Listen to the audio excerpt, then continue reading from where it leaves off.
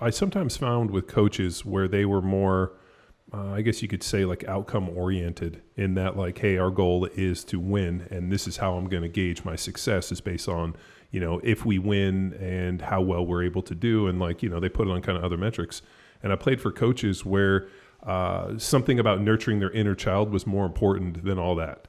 And like their ego and, their system and how things are done. And if they feel that like everybody's adhering to whatever their code is, that was more important. And I learned this, and not only in here at Power Athlete, where I'm like, I have no problem being a chief. I have no problem being an Indian. I have no ego in this thing. The only ego is success, and that's the outcome. And so whatever we have to do to be successful, everybody rows. Like that's the outcome. And I think a lot of times people start thinking, well, I need to be in this position, and this is how I need to be treated, and this, and instead of being like, fuck all that.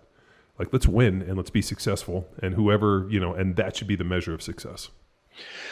There's certainly a part of that I think is true. And here's the problem with the outcome based or the results based is that when you're really talented, you can get away with some of that stuff. Or if you have very clearly defined haves and have nots, you can get away with that. For most of the teams out there, you're going to have something else that's sustainable, something else that is kind of a foundation for you that, and I'm not kumbaya. I'm not saying let's sit around in a circle. No, this is great. It's the, I know, cliche, but trust the process, but not the process of, well, we don't care about winning. No, we want to win. We definitely want to win, and we want to beat your brains out in whatever we're doing. But there's a way that we're going to go about doing it. And we also recognize that, John might get hurt. Tex might have to take his place. And if throughout this whole process but throughout this whole season or throughout my coaching, if all I've done is put my attention on John and built John up and made everything about John, then when John's not there, Tex isn't prepared. Tex isn't ready. And our whole team is not relying on Tex. They've been relying on John. So you want to build up a sustainable program, a sustainable culture, a sustainable organization, so that when you have those downs or those lulls, or when somebody's not performing the way they can, or they're having a fight with their wife, or they're having family issues, or whatever it is, that the other guys can raise that level of that team a little bit. And I think I don't think it has to be all or nothing. I don't think it has to be, all right, we're only worried about process, never about wins. But I don't think it should be, we're only worried about wins and never about, all right, let's build something here. I think you need to combine that, but you've got to be always striving for excellence. But once again, at the pro level, yes, there's going to be more of a business attitude, more of a get it done attitude. But some of those guys can flip a switch a lot easier. But you still see plenty of NFL teams, plenty of NBA teams that underachieve every year in the playoffs. Yeah. Because they have talent, but they haven't built that culture, or they don't have those intangibles. And maybe they're relying on flipping the switch, or maybe what happens when adversity strikes, they're not able to overcome that, and this is an extreme example, but there's very few teams out there that could have been in the Super Bowl down 1 million points like the Patriots and came back to win. Sure. Now, I know that's an extreme example because the Patriots are up on a pedestal for their culture and how they do things, but not everybody can react to adversity or when things aren't going well and react the same way. And that's individual, or that's an organization as well. Yeah. This is something that I noticed because when I played in Philly, we got to the playoffs and we did real well. And then when I went to Kansas City Chiefs, it was interesting. Like when I played in Philly, like in November, all of a sudden you felt like the sense of urgency stepped up. That if you look at the NFL, it's the teams that finish strong in that like middle of the third quarter, fourth quarter of the season, Q3, Q4. It's not the teams that start fast in, Q1, Q2. It's the teams that finish. And I knew, and as soon as it got cold, all of a sudden, like this sense of urgency just went up. And everybody looked at every game as like, hey, we can't lose this one. Like, we're going to go out and fucking, like, there was no way we were walking out there to lose.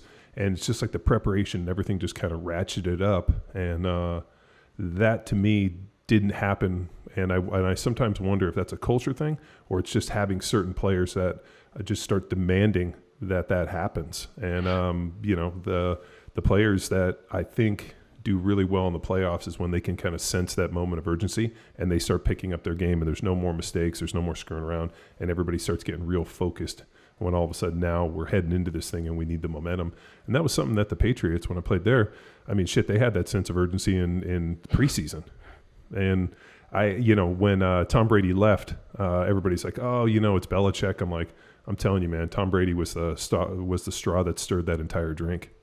And was for a number of years. And, Belichick's a great coach, but it's tough to do it without having that dude that can stir the drink. Well, and two, there's some DNA there. There's the personality there. But, a Tom Brady can – I shouldn't even say a Tom Brady, but, you'll see him rip into Julian Edelman on the sideline or rip into somebody once in a while in a way Tom Brady will do it. And there's not a fight. Okay, they don't fight. Somebody else, another quarterback might do the same thing and it doesn't go over well because they don't have that relationship. They don't have that connection. So there's a lot of variables that come into, as you know, there's a lot of variables in that locker room. There's a lot of variables on that sideline. But ultimately, what I see being one of the biggest problems coaches have is they're constantly being like a tumbleweed and going whichever way the wind blows, that's which way they're going to go. And they don't have anything sustainable. Now, I don't mean individual games. Like Bill Belichick is. I call them palm trees. I call them palm trees. Okay, yeah, I like that. I used to call them palm trees because if you know, it's a palm tree.